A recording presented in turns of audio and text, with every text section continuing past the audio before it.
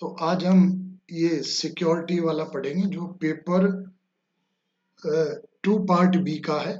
ठीक, उससे संबंधित हम कुछ कॉन्सेप्ट देखेंगे और और आज कुछ फैक्ट पढ़ेंगे। एग्रीकल्चर के बारे में बाद की क्लास में पढ़ेंगे। आज कुछ हेल्थ और एजुकेशन के बारे में कुछ फैक्ट्स हम देखेंगे। ठीक है, फर्स्ट है साइबर सिक्योरिटी। इसमें प्रश्न आने की संभावना है और कुछ ना कुछ या तो 3 मार्कर में, 6 मार्कर में और मेजर 15 मार्कर में भी आ सकता है। देखो, एक तो ये कि अब सिक्योरिटी के 5 डोमेन माने जाते हैं। सिक्योरिटी के पहले माने जाते थे जल सेना, थल सेना, वायु सेना। ये परंपरागत डोमेन है, जल सेना, थल सेना, वायु सेना। ठीक है, अब माना जाता है एक तो साइबर, ये नया डोमेन है, इसमें भी सुरक्षा बहुत इंपॉर्टेंट है। और अगला माना जाता है स्पेस। ठीक, स्पेस जैसे स्पेस का मतलब सशस्त्रीकरण। ठीक है, वेपनाइजेशन ऑफ स्पेस। तो ये भी टर्मिनोलॉजी भी खूब चर्चा में है। और साइबर सिक्योरिटी तो एक बढ़िया टॉपिक है जिससे ज्यादातर प्रश्न पूछे जाते हैं।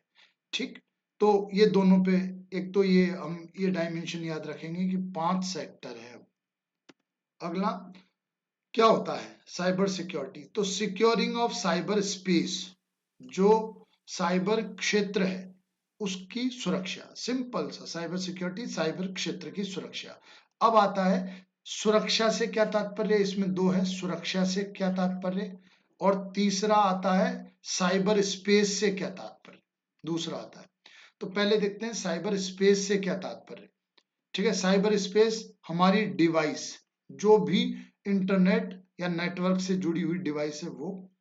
एक जो इंटरनेट प्रोवाइडर और इंटरनेट नेटवर्क या लैन नेटवर्क, जो हमारा नेटवर्क है जिससे ये सब डिवाइसेस जुड़ी हैं वो। और थर्ड जो भी इंफ्रा है, इंफ्रास्ट्रक्चर हमारा कुछ भी रिलेटेड, लेट से सैटेलाइट्स, लेट से वायरिंग। ठीक है, ये सब। तो ये तीनों चीजें साइबर क्षेत्र निर्मित करती हैं। क्या? पहला तो जिससे इंटरनेट या ये साइबर क्षेत्र संभव हुआ है वो क्षेत्र। ठीक, वो किससे हुआ है? जो भी बेतार तकनीकें हैं, वायरलेस टेक्नोलॉजी या वायर्ड टेक्नोलॉजीज हैं। ठीक है, जैसे सैटेलाइट और इन सबसे। ठीक, दूसरा हमारे सर्वर्स और ये सब सर्वर रूम, ये सब जो लेंस बिछी हुई हैं वो। दूसरा जो हमारा इंटरनेट प्रोवाइडर्स हैं जैसे वायरलेस और ये सब, जो हमारे राउटर्स हैं, है ना, हमारे जो भी नेटवर्किंग है वो सब, लोकल नेटवर्किंग। ठीक, और थर्ड है हमारी डिवाइसेस। ये तीनों मिला के साइबर स्पेस बनाती हैं। तो इसकी सुरक्षा, ये साइबर क्षेत्र है। और सुरक्षा उसको डैमेज होने से, मिसयूज से, ठीक है, उस पे आक्रमण से, इन सब से सुरक्षा करना। तो दो वर्ड है, साइबर सिक्योरिटी एंड साइबर। तो साइबर साइबर स्पेस से और सिक्योरिटी इन चीजों से। ठीक, कुछ टर्मिनोलॉजी अपन देखेंगे। Personal data. ठीक है, पर्सनल आंकड़े क्या होते हैं, ये डाटा क्या होते हैं? जो किसी विशेषता, गुण, ठीक है, लक्षण आदि से संबंधित होते हैं और ये पहचान से रिलेटेड होते हैं आइडेंटिटी से रिलेटेड होते हैं ये। ठीक है, और एक व्यक्तिगत की पहचान में ये आंकड़े काम आते हैं। ठीक, डाटा प्रोटेक्शन, तो इसको है कि भाई जो दुरुपयोग है उसको मिनिमम करना। ठीक है, मिसयूज को मिनिमम करना। ठीक, इस तरह का डाटा प्रोटेक्शन कहलाता है। बीएन श्री कृष्णा समिति ने इसकी सिफारिश की थी या इसमें सुझाव दिया था, बीएन श्री कृष्णा ने। ठीक, अगला बढ़ते हैं इसी में।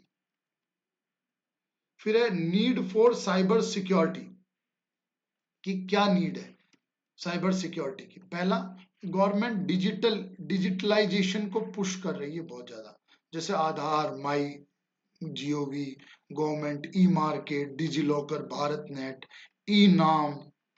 ठीक, इस तरह के कई सारे। ठीक है, डिजिटल इंडिया इवन। तो ये सब तो गवर्नमेंट जब डिजिटलीकरण को प्रोत्साहन दे रही है तो कम से कम वो क्षेत्र व तकनीक सुरक्षित होनी चाहिए।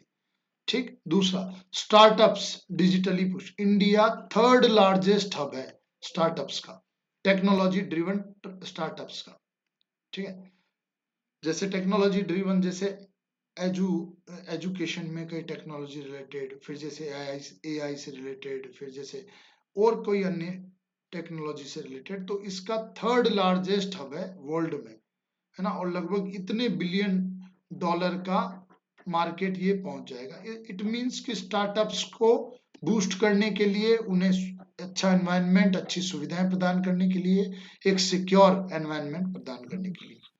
वनरेबिलिटी बढ़ती जा रही है, ठीक है, खतरा बढ़ रहा है। जैसे इंडिया में हर 10 मिनट में एक साइबर अटैक होता है, इन एवरी 10 मिनट्स, ठीक है, और पूरे विश्व का 5%, पूरे विश्व के साइबर अटैक का 5% भारत सहन करता है, ठीक है। तो वनरेबिलिटी यानी इंडिया टारगेट पे भी है।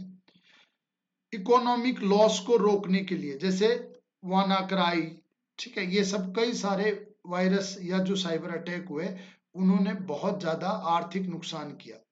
तो जैसे लगभग $4 बिलियन का नुकसान, लगभग ये 18 टाइप का, 17-18 टाइप का डाटा है, और आने वाले 10 सालों में $20 बिलियन तक का नुकसान हो जाएगा। तो बहुत बड़ी आर्थिक लॉस हो रहा है इससे, साइबर अटैक से। तो इसे भी हमें रोकना है, ठीक है, इसे भी हमें रोकना है, तो इसलिए भी जरूरी है। दूसरा, आगे बढ़ते हैं। इंटरनेट का उपयोग बढ़ता जा रहा है, इंडिया थर्ड है इंटरनेट यूज के टर्मिनोलॉजी में। आपको देखो, इस क्लास से आपको आंकड़े मिलेंगे, एक समझ मिलेगी, पर हम डेप्थ में नहीं जाएंगे, क्योंकि डेप्थ का अभी ना समय है ना। हम आशा करते हैं कि आपने बेसिक कॉन्सेप्ट समझ रखे होंगे, और अब सिर्फ बेसिक वैल्यू एडिशन हम आपको दे दें, और एक ऐसी समझ दे दें जिसको आप लिखने से थोड़ा सा आंसर में वैल्यू एडिशन हो जाए। तो ये वैल्यू एडिशन प्रोग्राम है, ना कि बेसिक या कॉन्सेप्ट बिल्डिंग या फाउंडेशन प्रोग्राम है, ठीक है, इस तरह का नहीं। तो एक तो ये फैक्ट भी काम आएगा, थर्ड लार्जेस्ट है, ठीक है, इंटरनेट यूजर्स आफ्टर यूएसए और चाइना। इतने मिलियन इंटरनेट यूजर्स हैं, इतने न्यू यूजर्स आए हैं, ठीक है, फ्रॉम रूरल एरियाज और इन सबसे। अभी भी इंडिया में बहुत बड़ा अनटैप्ड पॉपुलेशन है जो इंटरनेट से नहीं जुड़ा है, ठीक। जैसे एलोन मस्क का जो स्टार लिंक प्रोग्राम है, ये पूरे ग्लोब में इफिशिएंटली इंटरनेट प्रोवाइड करेगा, ठीक है। तो उसके बाद लगभग सभी जगह टेली डेंसिटी बढ़ेगी, और कई जो सर्विस प्रोवाइडर्स हैं, है ना, वो सब हो सकता है, मतलब उनसे सर्विसेज लें या जो भी उनका लिंकअप हो, उससे अपने कोई मतलब नहीं। बट इंडिया जैसे मार्केट को, अफ्रीकन जैसे मार्केट को, ऐसी प्रयासों से ये अच्छे से यूटिलाइज कर पाएंगे, क्योंकि अभी भी यहाँ पर बहुत बड़ी जनसंख्या है जो इंटरनेट से जुड़ी हुई नहीं है। तो इंटरनेट तेजी से बढ़ रहा है, इसलिए भी साइबर सिक्योरिटी चाहिए। ऑनलाइन ट्रांजेक्शन्स बढ़ रहे हैं, ठीक है, कल हमने देखा ही था कि लगभग 2-3 साल में डबल हो रहा है, लगभग 2 इयर्स में ऑनलाइन ट्रांजेक्शन डबल हो रहा है। तो ये तभी संभव है जब कि सिक्योर एनवायरनमेंट मिला है, बिना सिक्योर एनवायरनमेंट के ये संभव नहीं हो सकता है। अगला अपन देखते हैं, देखो 70% ई कॉमर्स ट्रांजेक्शन्स डिजिटली होंगे, मोबाइल्स और इन सबके माध्यम से होंगे। तो हमको एक सिक्योर, साइबर सिक्योर एनवायरनमेंट देना ही होगा। ये सिर्फ साइबर सिक्योरिटी में प्रश्न आएगा तभी उपयोग में नहीं लेना है, ये हमको सभी जगह, जैसे गवर्नेंस का कोई सवाल आया, करप्शन का कोई सवाल आया, ठीक है, जनरल इकोनॉमी का कोई सवाल आया, तो उसमें भी हम डिजिटलीकरण, सब जगह हम इवन एथिक्स में डिजिटलीकरण का उपयोग कर सकते हैं, क्योंकि भ्रष्टाचार को कम करना, ठीक है, अधिकारी और नागरिक का जुड़ाव खत्म करना, कि वो डायरेक्ट डील ना करें, तो करप्शन और ये सब चीजें ना हो पाए, है ना, ई गवर्नेंस को मजबूत करना, इस तरह से। तो हम हर तरह से, हर सेक्टर में इनका उपयोग कर सकते हैं। आप ऐसा ना सोचें कि सिर्फ साइबर सिक्योरिटी जब पेपर में आपको दिखेगा तभी आप इन फैक्ट का यूज करोगे। आज ई गवर्नेंस, ठीक है, डिजिटल इकोनॉमी, इन सब में भी हम ये यूज कर सकते हैं कि इंडिया थर्ड लार्जेस्ट है इंटरनेट यूजर्स के टर्म में, ठीक है, सिर्फ साइबर सिक्योरिटी के में नहीं। और जैसे ये कि ऑनलाइन बढ़ रहा है, डिजिटलीकरण बढ़ रहा है, 70% ट्रांजेक्शन्स इससे होंगे, तो ये इसमें भी हम डिजिटल इकोनॉमी और इन सब का एंगल देख सकते हैं। ठीक है, बढ़ते चैलेंजेस क्या क्या है, चैलेंजेस डिस्कस कर लेते हैं। चैलेंजेस हैं, एक तो डिजिटल इलिटरेसी है, डिजिटल डिवाइड है, डिजिटल निरक्षरता है। जैसे कई सारे कॉल्स आते हैं जिनसे कुछ इंफॉर्मेशन, कुछ इंपॉर्टेंट इंफॉर्मेशन, गोपनीय सूचनाएं लोग उनको लीक कर देते हैं, इससे बहुत सारे ऑनलाइन फ्रॉड होते हैं। तो डिजिटल इलिटरेसी है। डिजिटल इलिटरेसी का मतलब है कि हम उपकरण को, जो उसके उद्देश्य हैं, डिजिटली इंटरनेट वाले जो उद्देश्य हैं, उस संदर्भ में उपयोग नहीं करने की क्षमता। हम डिवाइस रखना मात्र डिजिटल लिटरेसी नहीं है। ठीक है, उस डिवाइस का हम इंटरनेट के लिए उपयोग कर सके, what ever it is. Internet पे चाहे हम हमारी कोई अपील दायर करें, चाहे हम कुछ वेबसाइट सर्फ करें, जो भी करें, लेकिन हम इंटरनेट का उपयोग उस डिवाइस पर कर सके, यह है डिजिटल लिटरेसी। सिर्फ डिवाइस रखना और रेड और ग्रीन बटन के बारे में ज्ञान होना डिजिटल लिटरेसी नहीं है। ठीक, तो बहुत सारे हमारे जो डिवाइसेस हैं, सबसे बड़ा थ्रेट ये है, हमारे जो डिवाइसेस हैं वो बहुत ही सब स्टैंडर्ड के हैं। ज्यादातर जैसे चाइनीज इलेक्ट्रॉनिक में चाइनीज डिवाइस हम यूज करते हैं और उनके सिक्योरिटीज के बहुत सारे इश्यूज हैं। ठीक है, तो ये भी एक मेजर पॉइंट है। ठीक है, तो डिवाइस भी इसीलिए जैसे जैसे ये कि इनएडुकेट और सैपोसी करके एक मालवेयर मतलब जो भी वायरस है, इंटरनेट वायरस है ना, कंप्यूटर वायरस है, तो मेलवेयर भी एक वैसा ही होता है। ये सैपोसी करके एक डिटेक्ट किया गया था इन जो इलेक्ट्रॉनिक उपकरणों में। ठीक है, तो इसका भी हम नाम ले सकते हैं। आपको ये जो पीडीएफ है ये आपको टेलीग्राम चैनल पे मिल जाएगी पीडीएफ, इसमें कोई इशू नहीं है। ठीक, lack of adaptation of new technology, जैसे बैंकिंग है ना, इन सब के लिए न्यू टेक्नोलॉजीज हम उतनी तेजी से अपडेट नहीं करते हैं जितनी तेजी से बाहर या विदेशों में अपडेट होती है। तो एक अपडेशन की वजह से, लैक ऑफ अपडेशन की वजह से भी साइबर रिस्क बना रहता है। ठीक, digital crime 75%, total credit debit card based है। ठीक है, जैसे ये फैक्ट जो है कि भाई जो भी जितने भी क्राइम हो रहे हैं ये सब, तो 75% डेबिट क्रेडिट बेस्ड है। तो इसके मैग्नेटिक स्ट्रिप यूज करते हैं, है ना, तो हम कुछ नए नए टेक्नोलॉजी यूज कर सकते हैं। इस तरह का अपन ये लिख सकते हैं। Lack of uniform standards, uniform standard नहीं है हमारे यहाँ। ठीक है, सब सब अलग अलग तरीके से गवर्न करते हैं इन चीजों को। ठीक, दूसरा इंपोर्ट इंपोर्ट डिपेंडेंसी, जैसे अभी हमने कहा कि चाइनीज डिपेंडेंसी है हमारी, तो उनके उपकरण स्ट्रेटेजिक रूप से भी खतरनाक हैं और वैसे भी, तो ये भी है। हम इसका मैन्युफैक्चरिंग हब और मेक इन इंडिया के माध्यम से प्रयास भी कर रहे हैं। इंफ्रास्ट्रक्चर नहीं है, ट्रेंड स्टाफ नहीं है हमारे पास। ठीक है, लेट्स से कि अभी एक जो है कि हम जो नया जो एआई आ रहा है, आर्टिफिशियल इंटेलिजेंस और डाटा साइंटिस्ट, तो सिर्फ 20 से 25% ही स्टाफ हमारे पास अवेलेबल है, जो जिसकी डिमांड रहेगी उसके अनुसार। तो मैन पावर का बहुत शॉर्टेज है। एनोनिमिटी, ऐसी कई टेक्नोलॉजीज बनाई गई हैं जिससे हम डिटेक्ट नहीं कर पाते हैं, एनोनिमिटी बनी रहती है। ठीक है, उपयोगकर्ता की, जैसे डार्क नेट, फिर ब्लॉकचेन टेक्नोलॉजी भी ऐसी ही है जिसने बिटकॉइन खोजा। लैक ऑफ कोऑर्डिनेशन है हमारे यहाँ, संस्थाओं में कोऑर्डिनेशन की कमी है। एजेंसी साथ में अच्छे से काम नहीं करती है, कोऑर्डिनेशन से काम नहीं करती। ब्लेम का गेम, जैसे एक दूसरे पर थोपना, ये सब ऐसी चीजें चलती रहती है। ठीक है, 80 जैसे चाइना से थ्रेट, स्पेशली चाइना से हम एक दो पॉइंट ले सकते हैं। थ्रेट है कि बहुत सारी ऐप हम चाइनीज ऐप यूज करते हैं जैसे। ठीक है, तो उन चाइनीज ऐप से भी हमारे थ्रेट ज्यादा है। तो 80% ऐप इनमें से सिक्योर नहीं है, इनसिक्योर है। ठीक है, यूएसए ने कहा है कि चीन की बहुत सारी कंपनियों ने लगभग 20 बड़ी बड़ी इंडस्ट्रीज से आंकड़े चुराए हैं, तो इसमें भी वो लगे हुए हैं।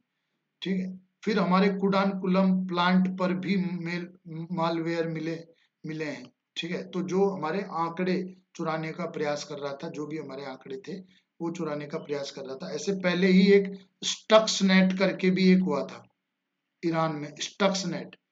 तो उन्होंने, अमेरिका और इन सब ने उन्हीं के स्टक्सनेट के माध्यम से ही ये पता लगाया था कि यहाँ पर ईरान में न्यूक्लियर प्रोग्राम और ये सब संचालित है। तो जैसे जो लेजारस ग्रुप से था ये मालवेयर जुड़ा हुआ, जो नॉर्थ कोरिया के लिए काम करता है।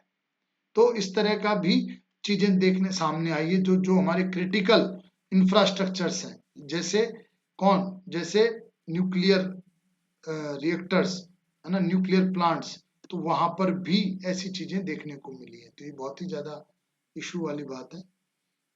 क्रिटिकल इंफॉर्मेशन इंफ्रास्ट्रक्चर, देखो हमारे पास जो इंफॉर्मेशन इंफ्रास्ट्रक्चर है, तीन चीजें होनी चाहिए। एक तो पहला तो पर्याप्त अवेलेबल होना चाहिए। ठीक है, बहुत ध्यान से सुनना इन शब्दों को। एक तो पर्याप्त अवेलेबिलिटी होनी चाहिए, पूरा इंफ्रास्ट्रक्चर है सिक्योरिटी वाइज, ये सब पूरा ध्यान रखने लायक। ठीक है। दूसरा, रिलायबल होना चाहिए, विश्वसनीय होना चाहिए, ना कि उसमें से ही कोई लीक कर ले, हैक कर ले, ऐसा नहीं होना चाहिए। और तीसरा, रेजिलियंस होना चाहिए, मतलब किसी भी खतरे से जो जो भी अटैक वटैक हुआ या जो भी संभावित खतरा है उससे निपटने की उसमें क्षमता होनी चाहिए। ठीक है। साइबर सिक्योरिटी के लिए ये कुछ टर्मिनोलॉजी हैं जो हम कैरी कर सकते हैं, आंसर्स में लिख सकते हैं। जैसे NCIIPC, ये नेशनल कमीशन है या नेशनल इंस्टीट्यूट है जो इंफ्रास्ट्रक्चर का प्रोटेक्शन करता है। ठीक है, क्रिटिकल इंफ्रास्ट्रक्चर का। फिर Indian cyber crime coordination centre I4C, ये बहुत इंपॉर्टेंट है, I4C। ठीक है, इंडियन साइबर क्राइम, 4 सी हैं इसमें। ठीक है, तो ये भी हम यहाँ पर लिख सकते हैं। फिर डिफेंस साइबर एजेंसी का उपयोग कर सकते हैं हम साइबर में। ठीक। फिर शर्ट इन, ये तो याद भी बहुत इजी हो जाता है, जैसे जैसे हम शर्ट आउट करते हैं और शर्ट इन करते हैं। तो CERTIN, शर्ट इन, ये भी बहुत इंपॉर्टेंट है। साइबर स्वच्छता केंद्र एक डिजाइन किया गया है ना, जो बोटनेट क्लीनिंग और मेलवेयर एनालिसिस करता है। ठीक, तो ये भी इसका है, साइबर स्वच्छता केंद्र। तो सर्टिन एक बहुत इंपॉर्टेंट इंस्टीट्यूट है और ऑर्गेनाइजेशन है। ठीक है। इंफॉर्मेशन टेक्नोलॉजी, साइबर सुरक्षित भारत इनिशिएटिव, ये PPP बेस्ड है। तो देखो साइबर सुरक्षा में अगर हमको जनता के पार्टिसिपेशन का उदाहरण देना है तो हम ये भी दे सकते हैं। ठीक, कि PPP बेस्ड भी हमने प्रयास किए हैं, और वो है साइबर सुरक्षित Bharat initiative. Information technology act 2000 तो अपन को पता ही है, ये तो बहुत इंपॉर्टेंट भी है और आपको अच्छे से कवर भी इसको करना है। ठीक। फिर नेशनल साइबर सिक्योरिटी पॉलिसी 2013, ठीक, बहुत इंपॉर्टेंट है। और इसके ये 4-5 पॉइंट हम कैरी करेंगे, बहुत इजी है। देखो हम देखेंगे, पहला, बॉडीज होनी चाहिए, संस्थाएं होनी चाहिए जो अलग अलग लेवल पर इन खतरों को टैकल करे, अलग अलग लेवल पर इन खतरों को टैकल करे। दूसरा, लगभग 5 लाख ट्रेंड वर्कफोर्स हमको जनरेट करना है। ठीक है, 13 में इन्होंने कहा था ऐसा।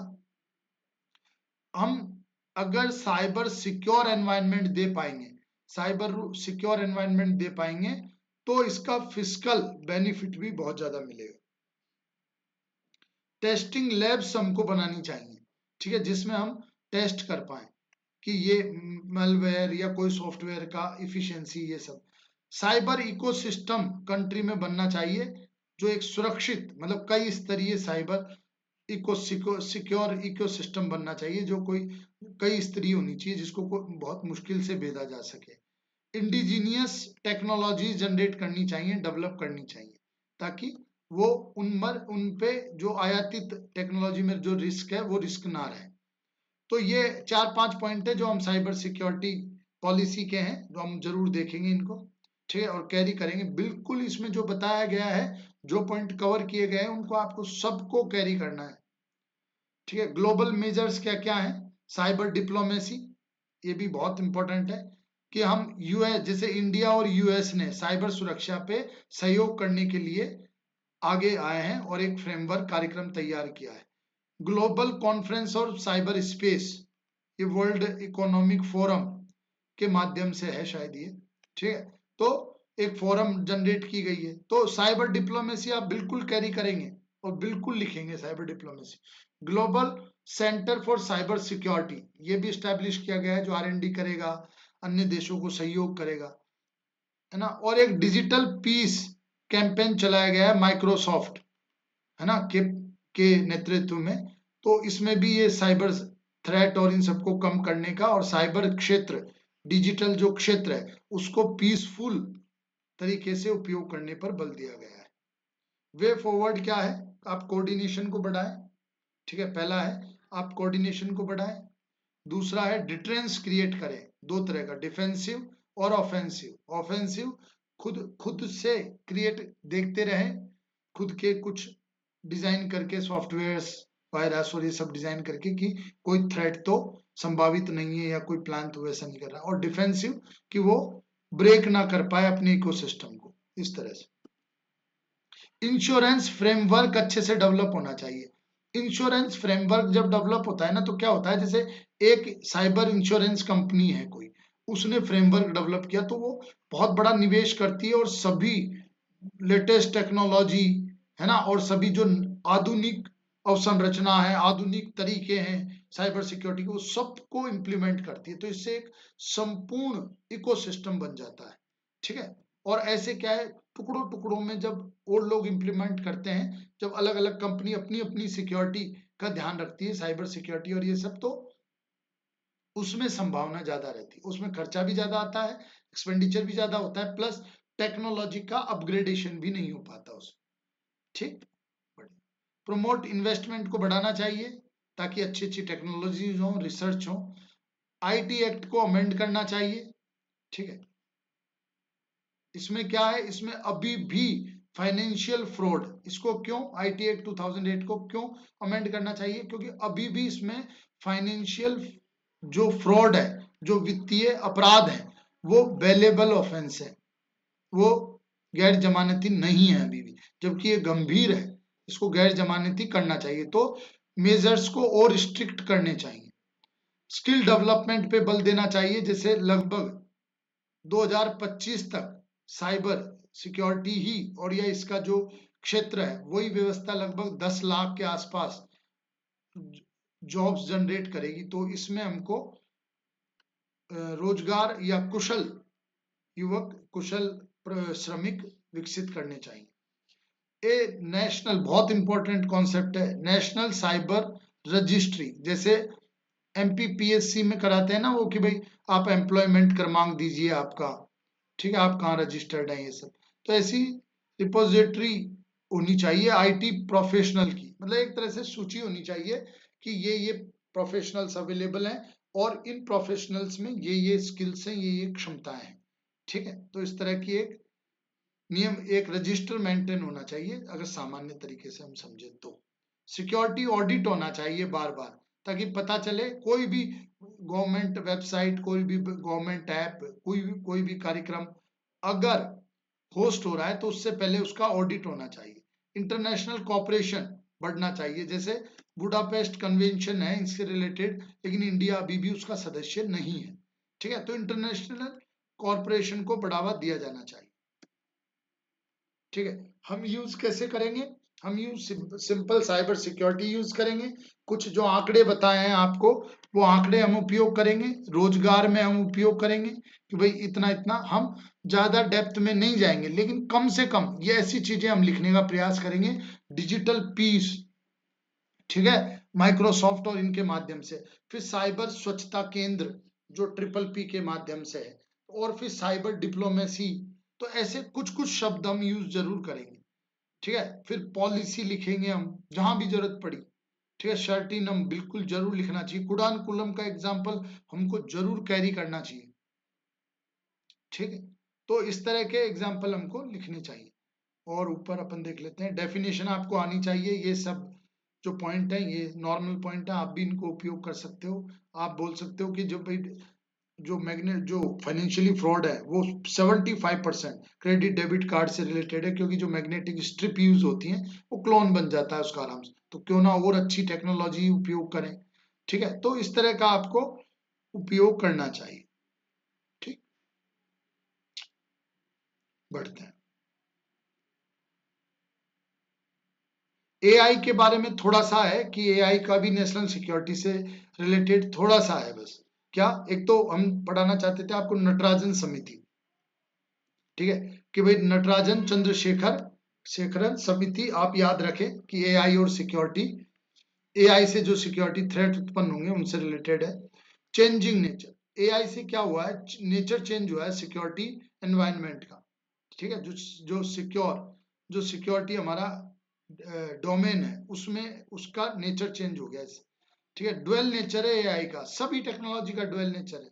ठीक है, उसका पॉजिटिवली भी यूज कर सकते हैं, नेगेटिवली, तो इसलिए भी जरूरी है एआई पे ध्यान देना। बढ़ते हैं, ज्यादा इंपॉर्टेंट नहीं है, बस एक नटराजन चंद्रशेखर समिति आप याद रख लें तो ज्यादा सही। ठीक है, अगला आता है fake news. Fake news important है, आगामी मेंस में कहीं ना कहीं जरूर यूज करेंगे, जरूर। ठीक है, एक तो ऐसी सूचना जो समाचार जैसी लगती हो या समाचार जैसी बनाई गई हो और जानबूझ के उसको डेलिबरेटली उसको फैब्रिकेटेड किया गया है, बनाया गया है, बेसलेस है, उसके आधार के पीछे सत्य नहीं है। ठीक है, तो जानबूझ के उसको बनाया गया है और बेसलेस है, आधारहीन है वो। ठीक है, 64% जनता, इंडियंस, ठीक है, उसके कभी ना कभी फेक न्यूज के उसमें आए हैं, या फेक न्यूज फेक न्यूज ने उनको प्रभावित किया है, फेक न्यूज उन्होंने पढ़ी है। 64, यानी कि इंडिया में प्रचलन बहुत ज्यादा है, इंडिया में ये बहुत ज्यादा सक्रिय है। ठीक, कॉजेज क्या है कि भाई जैसे क्या कॉजेज है कि मोबाइल और इंटरनेट का पेनिट्रेशन बढ़ता जा रहा है, तो ज्यादा लोगों तक रीच है, तो इसलिए लोग ज्यादा बना रहे हैं। जैसे फेसबुक के इतने यूजर हैं, व्हाट्सएप के इतने यूजर हैं, यूट्यूब के इतने यूजर हैं। ठीक, फिर लाइकलेबिलिटी, मतलब लोग चाहते हैं कि हम पोस्ट करें और उसको ज्यादातर लोगों द्वारा पसंद किया जाए, तो वो उसमें तोड़ मोड़ कर देते हैं, फैब्रिकेट उसको कर देते हैं, है ना। लैक ऑफ कंट्रोल, भाई कोई निगरानी तंत्र नहीं है इफेक्टिव, है ना, कोई कंट्रोल मैकेनिज्म नहीं है इफेक्टिवली। क्या है ये चुनौती, क्या होती है इससे, इससे चैलेंजेस क्या उत्पन्न होते हैं, चुनौती क्या होती है। डेमोक्रेसी को भी इसने प्रभावित किया है, जैसे रशियन इंटरफेरेंस, ऐसा माना जाता है 2016 के इलेक्शन में रशिया का हस्तक्षेप, तो एक तरह से शासन तंत्र को भी ये प्रभावित करती है। चॉइस और बिहेवियर, लोगों का पसंद और व्यवहार को ये प्रभावित करती है। जैसे मान लो कोई बहुत ही डरावनी या ऐसा कि भाई ये अटैक होगा, वो होगा, ऐसा होगा, है ना, ऐसी फेक न्यूज डाल दी, ऐसे इंफॉर्मेशन है, ये लीड मिली है, तो लोगों का व्यवहार चेंज होता है उससे। थ्रेट ऑफ इंफोडेमिक, ठीक है, इंफोडेमिक एक टर्मिनोलॉजी है, इंग्लिश देवनागरी वाले भी, हिंदी वाले भी इसको इसी तरह इंग्लिश में यूज कर सकते हैं। हिंदी में लिखेंगे, देवनागरी में लिखेंगे तो समझ में नहीं आएगा, जटिल हो जाएगा, है ना।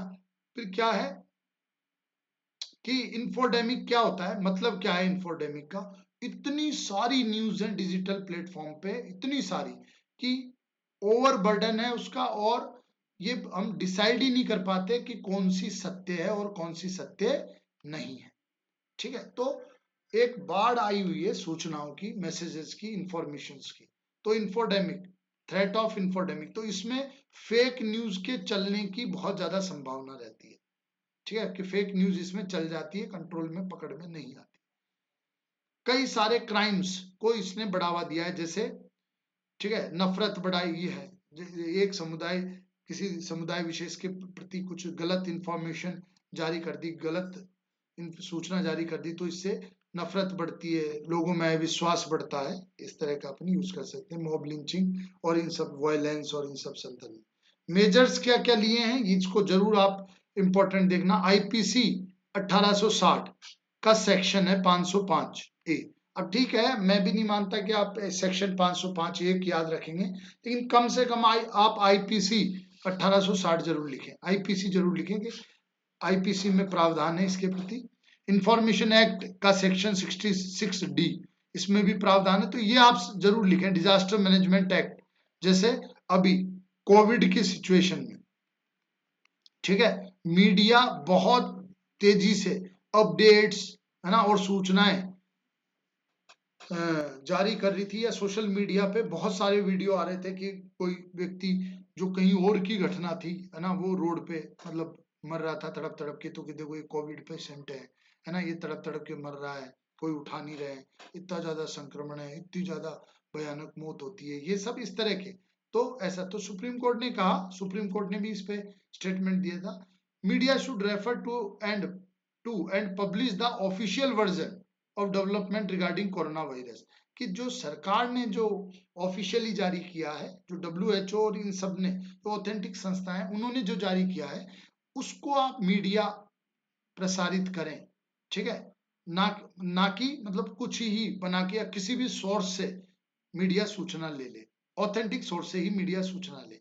फिर उन्होंने कहा भी कि भाई इसका मतलब ये नहीं है कि भाई वो कोरोना वायरस के बारे में फ्री डिस्कशन कर रहे हैं, हम उसको रोकना चाह रहे हैं, नहीं, हम आपके डिस्कशन, चर्चा, अभिव्यक्ति की स्वतंत्रता, उसमें कोई हस्तक्षेप नहीं करना चाह रहे। बस ये है कि अगर आप ऑथेंटिक सोर्स से सूचना लोगे तो जनता के पास सही सूचना जाएगी। हो सकता है आप इधर उधर से ले लो और वो सूचनाएं ज्यादा भय उत्पन्न कर दे लोगों में, ठीक है, इस तरह।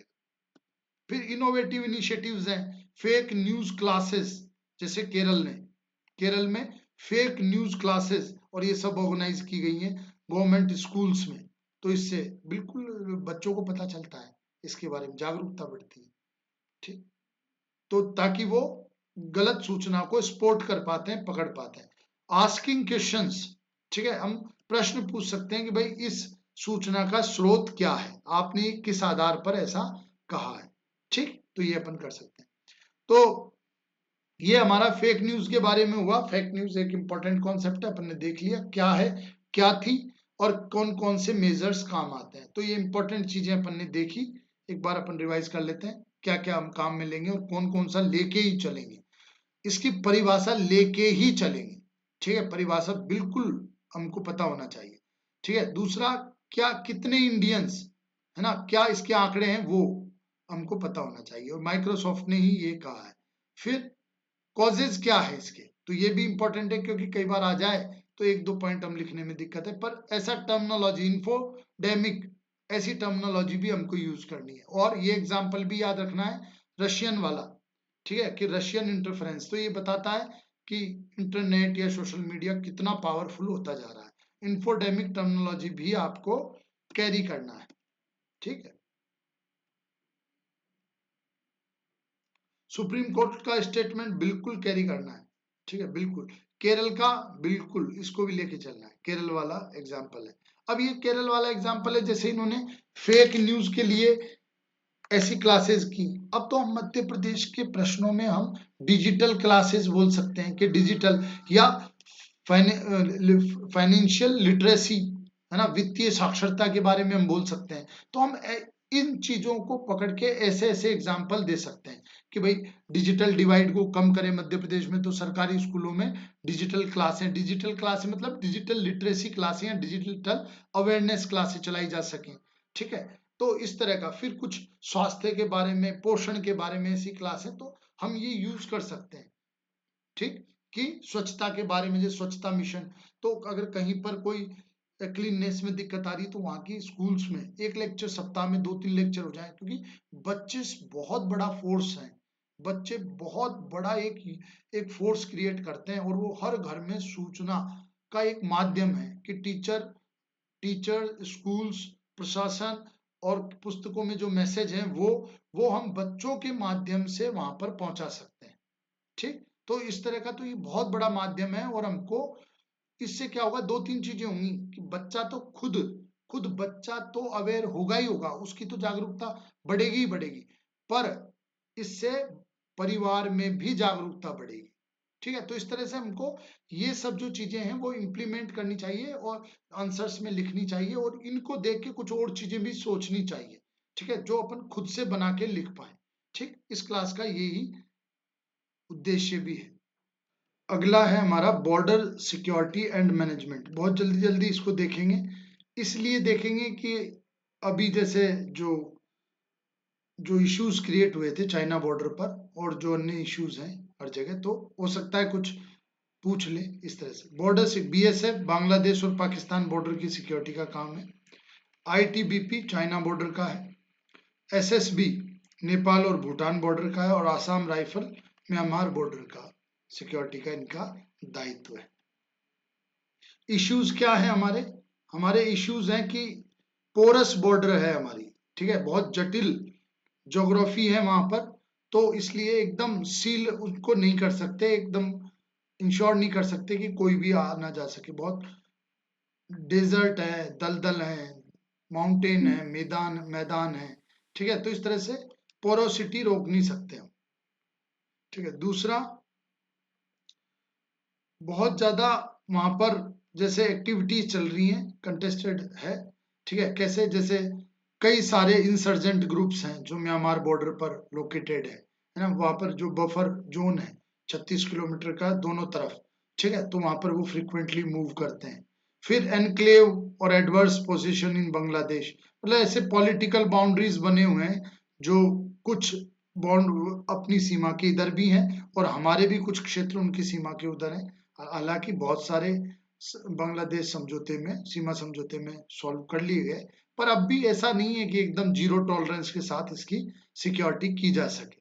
बहुत ज्यादा डेंस है ना, मोस्टली ज्यादातर जो बाउंड्री एरियाज होते हैं वो बहुत ही कम पॉपुलेटेड होते हैं, पर हमारे यहाँ कुछ बाउंड्री एरियाज ऐसे हैं जो बहुत ज्यादा डेंस हैं, ठीक है, तो वहाँ मूवमेंट लोगों का ज्यादा है, तो ऐसे बॉर्डर्स को सिक्योर करना बहुत चैलेंजिंग हो जाता है एक तरह से।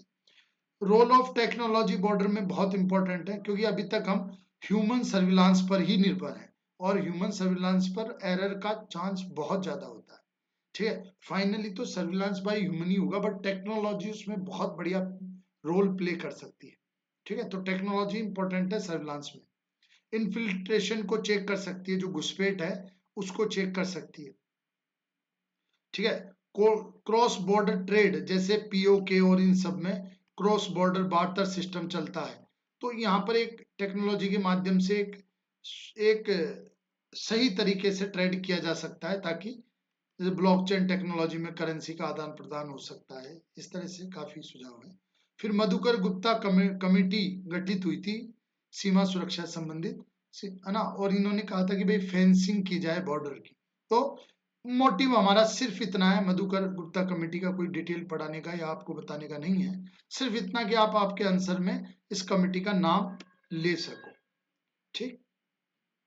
स्टेप्स क्या क्या लिए गए हैं?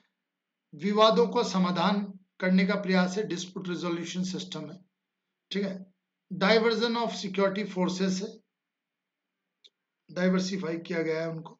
सेटल्ड और अनसेटल्ड बॉर्डर, जैसे ऐसा सुझाव दिया गया है भाई, जो सेटल्ड है, पीस बॉर्डर है, वहां पर आप ये पैरामिलिट्री और इनको दे दिया जाए, जबकि अनसेटल्ड बॉर्डर पर आर्मी को नियुक्त किया जाए, वो ज्यादा कॉम्बैट अच्छे से, वो ज्यादा मोर कॉम्पिटेंट होते हैं, वो अच्छे से इनकी सुरक्षा कर सकते हैं। फिर follow one force one border principal.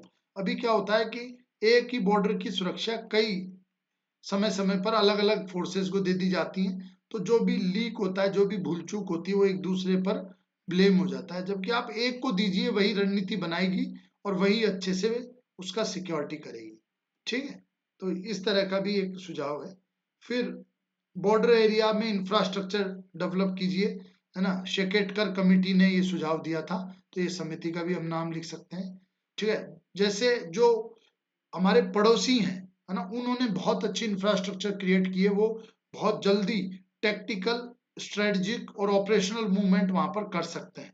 Tactical movement, देखो, पहला है ऑपरेशनल मूवमेंट या स्ट्रेटेजिक मूवमेंट, इंपॉर्टेंट है कि हमारी सेना को उस स्ट्रेटेजिक पॉइंट पर डिप्लॉय करने की कैपेसिटी, इसमें हमारी इंफ्रास्ट्रक्चर, हमारे टूल्स, ये सब काम आएंगे। जैसे मान लो हेलीकॉप्टर्स हैं जो लिफ्ट करके और फोर्स को वहां पर रखते हैं, तो वो सब इंपॉर्टेंट है इसमें, ठीक है।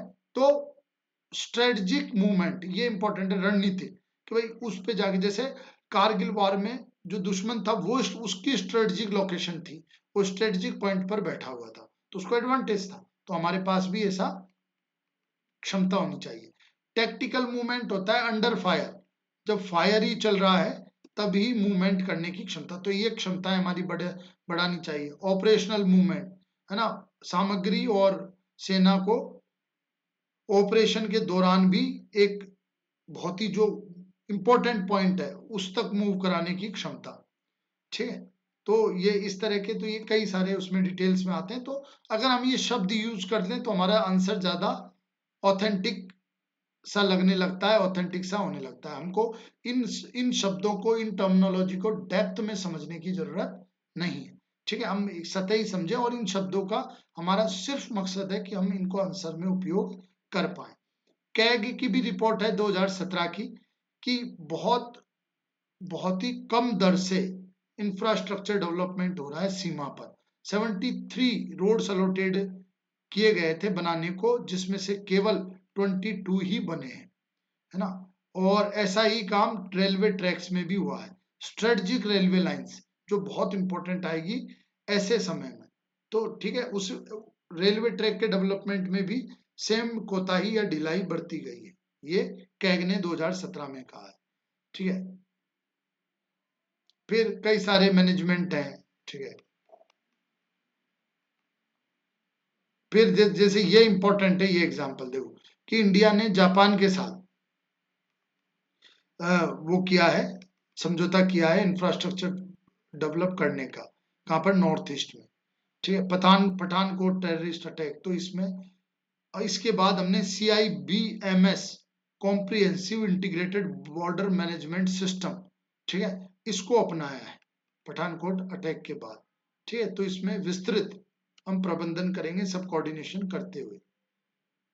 नेपाल की बॉर्डर पर 1377 किलोमीटर का, 77 किलोमीटर का रोड बनाने का, कंस्ट्रक्ट करने का। फिर जैसे क्राइम फ्री स्ट्रेच लगभग अराउंड 70 या 100 किलोमीटर का सीमा के दोनों ओर, ठीक है, 100 किलोमीटर का क्राइम फ्री स्ट्रेच बनाने का समझौता किया है बांग्लादेश बॉर्डर, अपनी BSF और BGB ने।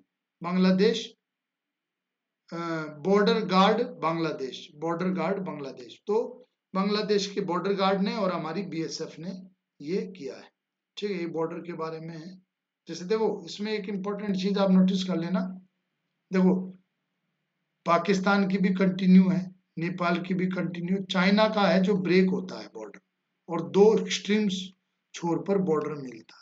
बांग्लादेश भी है ही है, ठीक है, म्यांमार भी है, ठीक, बड़े। अगला है हमारा एक्सट्रीमिज्म और टेररिज्म, इसको हम आगे भी देखेंगे, अभी सिर्फ परिभाषा हम देखेंगे, इसको आगे में कंटिन्यू करेंगे, अभी परिभाषा देख लेते हैं। टेररिज्म में है एक क्रिमिनल, आपराधिक और हिंसक गतिविधि होती है, आपराधिक, क्रिमिनल और वायलेंट एक्टिविटी होती है, हिंसक गतिविधि होती है, जो किसी व्यक्ति या किसी समूह द्वारा संपादित की जाती है, किसी व्यक्ति या समूह द्वारा संपादित की जाती है। क्या होता है इसमें? लोगों के मन में, सामान्य जनता के मन में भय पैदा करना, जनता के मन में भय पैदा करना। क्यों? क्योंकि इनका कोई लक्ष्य होता है, जब वो पॉलिटिकल हो सकता है, ठीक है, रिलीजियस हो सकता है, कल्चरल हो सकता है, वॉट एवर इट इज, पर उस गोल को पूरा करने के लिए। तो देखो कुछ टर्मिनोलॉजी है वो इंपॉर्टेंट है। आपराधिक और हिंसक गतिविधि है, व्यक्ति या समूह द्वारा की जा सकती है, ठीक है। टेररिस्ट, सामान्य जनता पर हमला किया जाता है ना, क्या करने के लिए? भाई मैसेज देने के लिए, भय, है ना, भाई जनता और सरकार को मैसेज दिया जाता है ना, और दबाव बनाया जाता है अपना लक्ष्य पूरा करने के लिए, ठीक। तो ये अपना सिक्योरिटी पे हुआ था। कुछ फैक्ट अब हम देख लेते हैं जल्दी जल्दी, ठीक है, इनको थोड़ा जल्दी जल्दी हम देखेंगे। कल हमने इकोनॉमी के कुछ फैक्ट देखे थे, आज उसी को कंटिन्यू करेंगे। जैसे सब्सिडीज तो 3% GDP का 3%, लगभग 2.4 लाख करोड़ की सब्सिडी दी जाती है, ठीक है। जो फूड में है 1.45 लाख करोड़, फर्टिलाइजर में है 70, फ्यूल में है 25, यानी फूड में सबसे ज्यादा है, दूसरा फर्टिलाइजर्स में है, ठीक है। तो जैसे इसको हमको ऑर्गेनिक फर्टिलाइजर उपयोग करके और धीरे धीरे कम करना चाहिए। फूड में हमें आत्मनिर्भर गांव पैदा करने चाहिए। ठीक है। तो इस तरह का फ्यूल में हमको ग्रीन फ्यूल या रिन्यूएबल फ्यूल की ओर संक्रमण करना चाहिए। ठीक है। तो इस तरह से तो ये हम काम में ले सकते हैं आंकड़े। 3% बहुत इंपॉर्टेंट आंकड़ा है। दूसरी बात, कहीं भी जो यूनिवर्सल बेसिक इनकम यूबीआई के बारे में बात होगी तो वहां भी ये आंकड़े यूज कर सकते हैं, क्योंकि ये तो सिर्फ सब्सिडी के आंकड़े हैं। बाकी हम जो स्कीम्स में जो फंड एक्सपेंड खर्च करते हैं उसमें भी तो पैसा खर्च होता है। तो वो टोटल पैसा अगर हम 67% जनता को एक फिक्स इनकम दे पाए, सशर्त मतलब कोई ऐसा नहीं कि वो फिर उनमें अकर्मण्यता का भाव पैदा हो जाए और ये सब, तो सशर्त कर पाए तो फिर ठीक। तो ये आंकड़े वहां यूज कर सकते हैं। मुद्रा लोन का एक आंकड़ा है कि लगभग इतने लाख करोड़ खर्च किए गए हैं 8.17 करोड़ यूथ पर। तो मुद्रा लोन मतलब औसत लगभग 36,000 रुपए एक युवा को प्राप्त हुए। 36,000 रुपए एक युवा को प्राप्त हुए एवरेज। तो बहुत ही सही है ये आंकड़ा भी सही है और ठीक है। इंडिया में मतलब छोटा मोटा व्यापार और ये सब स्टार्ट करने की पर्पज से ठीक है, ये आंकड़ा सही है। तो एक तरह से उपलब्धि है। मतलब ऐसा नहीं बोलेंगे अब किसी ने, जैसे अभी मान लो जो ये ठेले ठेले वाले हैं, जो छोटे जो विक्रेता हैं, तो है ना, इनको 10,000 का भी बहुत होता है और किसी को 1 लाख रुपए का भी दिया गया होगा। इस तरह से एजुकेशन जल्दी जल्दी देखते हैं। एजुकेशन में 350 यूनिवर्सिटी है इंडिया में, जो कि 1250 है चाइना में। ठीक है। पॉपुलेशन लगभग समान है। ठीक। तो हम शिक्षा में बहुत पीछे हैं और मेनली हायर एजुकेशन में तो बहुत पीछे हैं। ग्रोस एनरोलमेंट नामांकन 98% है, लगभग 100% है प्राइमरी में, है ना, और 25% है हायर एजुकेशन में। उच्च शिक्षा में सिर्फ 25%। एसीआर की रिपोर्ट क्या है? एसीआर की रिपोर्ट है कि क्लास 5 का स्टूडेंट क्लास 2 की टेक्स्ट बुक नहीं पढ़ पाता। 50% बच्चे, आधे बच्चे नहीं पढ़ पाते, क्लास 5 के हैं और 2 की चीजें नहीं पढ़ पाते वो। ठीक है। वो बच्चों का है ना, लड़कों का एनरोलमेंट बढ़ा है 64%, जबकि लड़कियों का एनरोलमेंट 73%, जो एक अच्छी बढ़िया उपलब्धि है, सकारात्मक है। इनका ज्यादा इसलिए भी है कि पहले इनका कम था, तो प्रतिशत बढ़ेगा तो प्रतिशत में ज्यादा दिखेगा। ठीक है। 61% फैमिलीज, केवल 61% परिवार ही स्मार्टफोन रखते हैं, जो ऑनलाइन क्लासेस के लिए जरूरी है। तो देखो, कोविड काल में जहां ऑनलाइन क्लासेस चली तो वहां पर हमने कई परिवारों को तो शिक्षा से बाहर कर दिया। क्यों? क्योंकि उनके पास स्मार्टफोन है ही नहीं, इंटरनेट चलता ही नहीं है उस पर, तो ऑनलाइन क्लासेस कैसे ले पाएंगे वो। ठीक। तो हमने बहुत सारे, लगभग 40% फैमिली को शिक्षा से बाहर कर दिया, उनके बच्चों को शिक्षा से बाहर कर दिया। तो ये एक उदाहरण है। ये कहां पर यूज करोगे आप? कि जब नई टेक्नोलॉजी इंट्रोड्यूस की जाती है, न्यू टेक्नोलॉजी इंट्रोड्यूस की जाती है, तो उसकी सही तैयारी होनी चाहिए, उसकी सही पृष्ठभूमि होनी चाहिए और सही तैयारी के बाद ही उसे लागू किया जाना चाहिए। ठीक है। बढ़ते हैं। 4% जीडीपी का एक्सपेंडिचर होता है, जबकि अभी जो अपनी पॉलिसी आई है, न्यू एजुकेशन पॉलिसी, उसमें 6% का सिफारिश की गई है। अप्रेंटिसशिप प्रोग्राम बहुत ही इंपॉर्टेंट है। प्रशिक्षु प्रोग्राम बहुत इंपॉर्टेंट है। क्यों? क्योंकि देखो, इसमें एक तो कम वेतन पर श्रमिक मिल जाता है कंपनी को, उनके लिए भी ठीक है। दूसरी बात, जो हमारे श्रमिक हैं, जो ट्रेनी हैं, वो भी, उनमें भी कौशल वो भी सीख पाते हैं, तो उनके लिए भी ठीक। तो स्किल्स बढ़ती हैं, उत्पादकता बढ़ती है और कम कीमत पर श्रम कंपनियों को भी लाभ होता है। और ज्यादातर तो वो उनको अच्छे से सिखाते हैं और फिर रिटेन कर लेते हैं, उसी कंपनी में उनको रख लेते हैं, तो बहुत बढ़िया फायदा हो जाता है।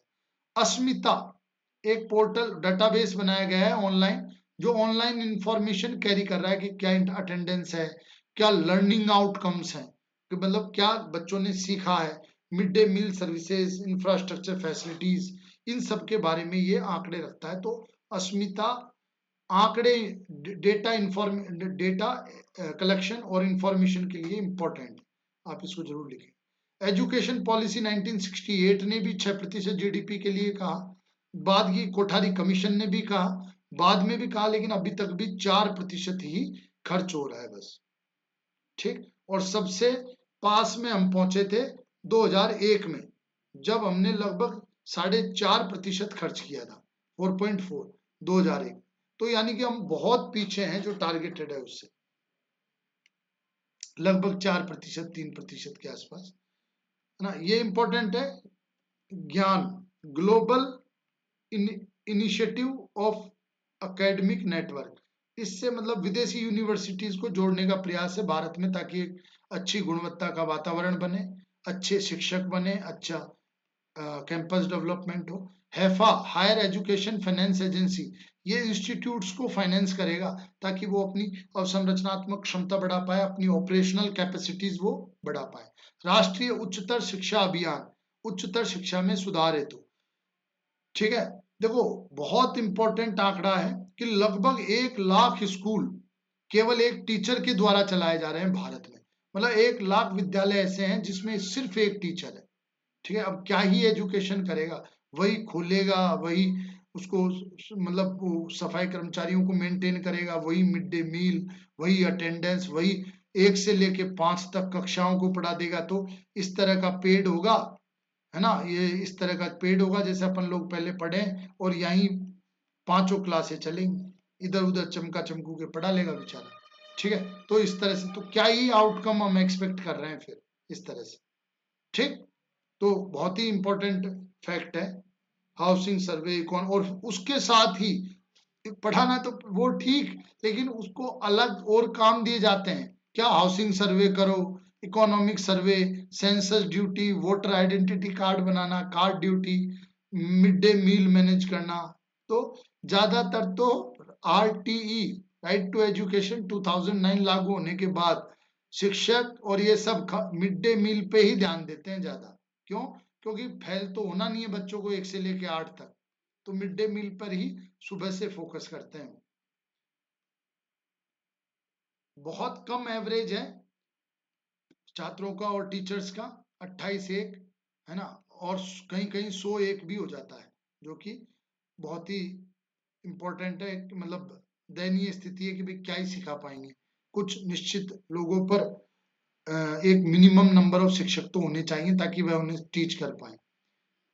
ठीक है, और 13% टीचर कॉन्ट्रैक्ट बेस्ड है, अस्थायी है, तो इनमें क्वालिटी नहीं होती, प्रॉपर ट्रेंड नहीं होते, ये सिर्फ पैसे की वजह से पढ़ाते हैं, ज्ञान डिलीवर करने के वैसा मतलब ऐसे सब कई आउटकम्स आए हैं, कई रिपोर्ट्स ने ऐसा सजेस्ट किया है।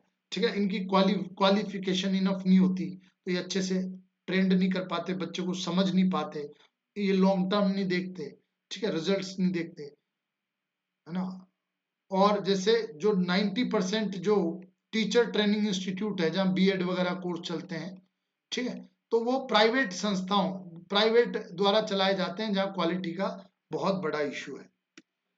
यूजीसी पे सवाल आ सकता है, बिल्कुल प्रोबेबल है, यूजीसी रिफॉर्म पर, और जो नए संस्थाएं बनाई गई हैं। तो हरि गौतम कमेटी गठित हुई थी, तो ये नाम कैरी करेंगे आप। ठीक है, 40 टाइम्स हो गया है यूजीसी के बाद, यूनिवर्सिटीज कई गुना हो गई हैं। ठीक है, कई गुना बच्चे भी, एनरोलमेंट भी बढ़ा है, तो यूजीसी की ये 2-3 उपलब्धताएं भी है। 2020 की पॉलिसी रीजनल लैंग्वेज, क्षेत्रीय भाषाओं पर बल देती है, डिजिटल कोर्स पर बल देती है। फिर कुछ घटनाएं भी हैं कि ओवरबर्डन, है ना, स्टूडेंट्स का वातावरण सही नहीं होना, उनपे कंपटीशन का ओवर प्रेशर होना, तो इसमें आप ये फिर यूनिवर्सिटीज का वातावरण, तो उसमें आप ये दोनों एग्जाम्पल यूज कर सकते हैं। जैसे हैदराबाद स्टूडेंट सुसाइड, एक पीएचडी स्टूडेंट था वैमुल्य, तो मिसमैनेजमेंट और उनके साथ पक्षपातपूर्ण व्यवहार के कारण उन्होंने सुसाइड कर ली थी। ठीक है, इनइक्वलिटी, डिजिटल डिवाइड, फिर study stress, Kota Kota suicide, लगभग 1 साल में लगभग 9 बच्चों ने सुसाइड की थी क्योंकि बहुत ज्यादा स्ट्रेस था, स्टडी स्ट्रेस था। तो ये सब अपन यूज कर सकते हैं फैक्ट, है ना, कि हमारी शिक्षण प्रणाली का, ठीक है। Only 18% passing out engineers are employable, पहले 12% था, मैकेंजी की रिपोर्ट थोड़ा सा सुधरा है, 18% ही इंजीनियर ऐसे हैं जिनको रोजगार दिया जा सकता है, बाकी सब डिग्रीधारी है। 2022 तक हमको लगभग 11 करोड़ के आसपास स्किल्ड लेबर की आवश्यकता होगी, ठीक है। लगभग 110 मिलियन स्किल्ड लेबर की आवश्यकता है, अतः हमें इन्हें ट्रेंड करना जरूरी है, ठीक है।